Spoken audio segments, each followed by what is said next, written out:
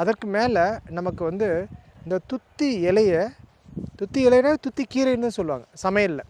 இந்த துத்தியை வந்து மசித்து பருப்போட, குறிப்பாக வந்து பாசிப்பருப்போட, துவரம்பருப்போட இல்லை பாசிப்பருப்போட நம்ம வந்து மசியல் செஞ்சு சாப்பிட்றது வந்து என்னென்னா, குறிப்பாக யாரெல்லாம் வந்து மூளைச்சூடுன்னு சொல்கிறாங்களோ, பைல்ஸுன்னு சொல்கிறாங்களோ, அது பிறகு கிராமத்தில் என்ன சொல்லுவாங்க, இமீடியட்டாக அந்த துத்தி இலையை கீரை செஞ்சு பாசிப்பயிரோடு சேர்ந்து வதக்கி சாப்பிடுங்க அப்படின்னு. அதே போல் ஆசன வாயில் இருக்கக்கூடிய வெடிப்பு, அதோட நமக்கு வந்து வரக்கூடிய உடல் சார்ந்த சூடு எல்லாவற்றுக்குமே நமக்கு என்ன பயன்படுத்துகிறாங்கன்னா, இதை வந்து உணவாக பயன்படுத்துகிறாங்க.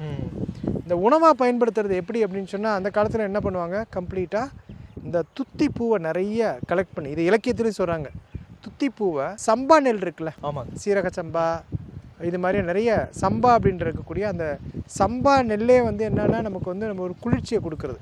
உங்களுக்கு தெரியும் எல்லாம், கோதுமை சூடு, அரிசி குளிர்ச்சி, அதுலேயும் வந்து பச்சரிசிக்கு ஒரு குணம் இருக்குது, புழுங்கல் அரிசிக்கு ஒரு குணம் இருக்குது.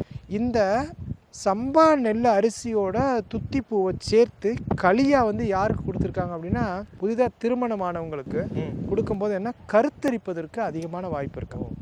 ஸோ இது வந்து ஒரு கர்ப்பம் தரிப்பதற்கான களியாகவே பயன்படுத்தியிருக்காங்க. இப்போ அதே போல் வந்து நமக்கு துத்தி கீரையை வந்து கஞ்சியாக, நமக்கு வந்து அரிசி கஞ்சியில் போட்டு சாப்பிட வந்து மலச்சிக்கல், குறிப்பாக வந்து நிறைய ரொம்ப நாள் வந்து தீராத மலச்சிக்கல் இருக்குது அப்படின்னா, துத்தியை வந்து அரிசி கஞ்சியோட சேர்ந்து சாப்பிடும்போது நமக்கு வந்து இது மலச்சிக்கல் நீங்குது அப்படின்னு சொல்லியிருக்கு.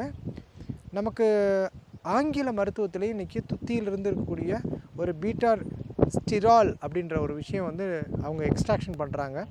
ஸோ இது போல் அந்த தொத்தி வந்து பல்வேறு விஷயத்துலேயும் ரொம்ப எளிமையான மூலிகையாக இருந்தாலும் நமக்கு சாதாரணமாக பயன்படுது. சார், இப்போ நீங்கள் மலச்சிக்கலுக்கு ரொம்ப நல்லா உபயோகப்படும்னு சொன்னீங்க. எவ்வளவு நாள் எடுக்கணும், எந்த இடைவெளியில் எடுக்கணும், அந்த மாதிரி எதாவது? இப்போ ஒவ்வொருத்தரோட உடல் தன்மையை பொறுத்து, பட் பொதுவாக என்ன இது பண்ணுறாங்க அப்படின்னு சொன்னால், நமக்கு வந்து ஒரு கஞ்சி அப்படின்னு சொன்னால் உணவே மருந்துனா ஒரு 48 நாள், ஒரு மண்டலம் அப்படின்னு சொல்லி கொடுக்குறாங்க.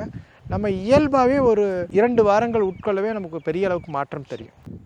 ரொம்ப நன்றி.